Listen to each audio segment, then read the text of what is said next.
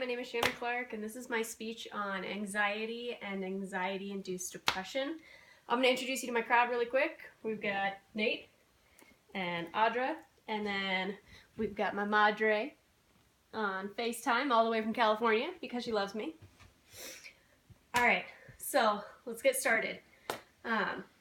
With anxiety, people typically try and tell you that you're making it up, that it's not really as bad as you make it out to be, or that it's all in your head.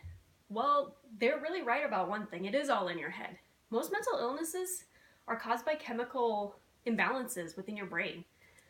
Most people are uncomfortable talking about what's going on in their head, let alone wanting to admit that there's something wrong upstairs. So we're going to talk specifically about anxiety and anxiety-triggered depression. These are things that are easily treatable. All you need to do is see your doctor and be honest about how you're feeling so that they can help you. Everyone has anxiety to some degree, but for others, it can be something that's debilitating and has a grave impact on their day-to-day life. I know it sounds stupid, but to have so much anxiety that the thought of getting up in the middle of class just to throw away trash or go to the restroom or even cough loudly makes you sick to your stomach. You know it's all in your head and you try and tell yourself that. But for some reason, you can still feel everybody staring at you when you get up to throw away this piece of trash and like they're judging you. It can be crippling and overwhelming at times. And as a person with anxiety, we try and hide it and we try and find our own ways to cope, but sometimes it's not enough. I know all of this because I've personally experienced it. I have lived 28 years with crippling anxiety that eventually manifested into depression.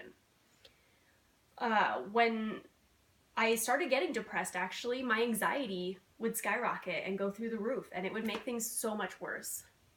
People need to know that they're not alone in this struggle.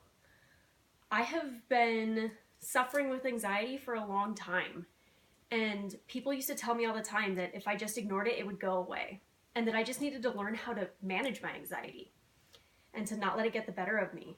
Well, I'm here to tell you it doesn't work like that. I would drive 45 minutes to Denver to get to class, but if I were a minute late for school, I honestly would not walk into my classroom. I could not handle walking into that class late. I would have what I thought was everybody staring at me and judging me while I walked to my seat, and for some reason in my mind, it was just so crippling to me. I would end up turning around and going home, and then I would be sick for the rest of the day because I didn't go to class. I would have panic attacks over the fact that I had missed class, and there was really no winning for me. Anxiety affects roughly 18% of the US population, and I know that percentage doesn't sound a lot at first, but that's about 3 million people who are silently suffering with this illness. And that sounds like a lot more when you see the 3 million versus the 18%. Having anxiety doesn't just mean you're an anxious person.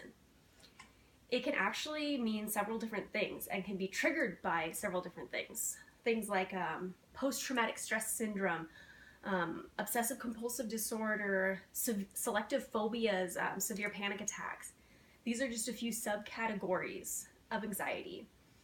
You can also have something that's called GAD, which is general anxiety disorder. This means that people with this disorder tend to lead stressful and overly anxious lives. It's everyday life events for them can cause panic attacks, and they will sit at home and replay and relive everyday encounters in their minds for months, even up to years, still stressing about these encounters that were nothing. Now, you do need to keep in mind that these different forms of anxiety do vary from person to person, and of course by level of severity. So now that we've talked about anxiety, let's talk a little bit about the little side effect that comes along with it, depression. When you wake up every day already dreading the anxiety that's going to follow you around like a little storm cloud, you kind of start to fall into this dark place. My anxiety would spiral out of control sometimes. This would cause me to stop eating, I would stop sleeping, I would start cutting contact with all my friends. I always felt like a failure, and eventually I stopped doing things that I loved. Because what was the point? I always assumed that I was going to fail without even giving it a try. Things got to the point where suicide was something that kind of lingered into the back of my mind. But don't worry, I'm not suicidal anymore. The story does have a happy ending. Most medical professionals call anxiety depression kind of like the fraternal twins of mental illness. This is because they almost always go hand in hand. Being anxious all the time will normally push a person into being depressed. And in turn, being depressed can lead you to be overly anxious. So typically, when you go to get medicated, they have to treat both. There's an overwhelming amount of people that suffer with either of these mental illnesses. But what's worse, only about 1/3 of them will receive treatment, and even less will be properly medicated for it. People get discouraged when medications don't work right away. It may take medications a couple weeks before it even enters your system, and you may have to try several different medications to find one that actually works for you. So don't give up on the first try. Stay in contact with your doctor. It's important. And keep telling them how you're feeling so they can help keep you medicated. After 28 years of suffering, my family finally convinced me to ask my doctor about something to help curb my anxiety. The hard part was I would play this doctor's office scenario in my head over and over before I even made the appointment. I thought for sure she would think I was making it all up and that I was somehow lying about it. But you know what? I finally did it. And now that I'm on medication, the whole world is like a new place to me. People suffering with anxiety often need a little push to get the help that they need. Having a strong support system is what really kept me going for as long as I did. Sometimes all you need to do is listen to this person. We typically just want somebody that we can talk to, somebody that will try and understand and give us a little reassurance.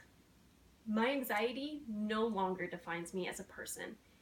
It feels unimaginably good to be in control of my life. This is a feeling that I honestly want to share with everybody who has suffered with anxiety or depression. I want people to know that you can be in control of your life.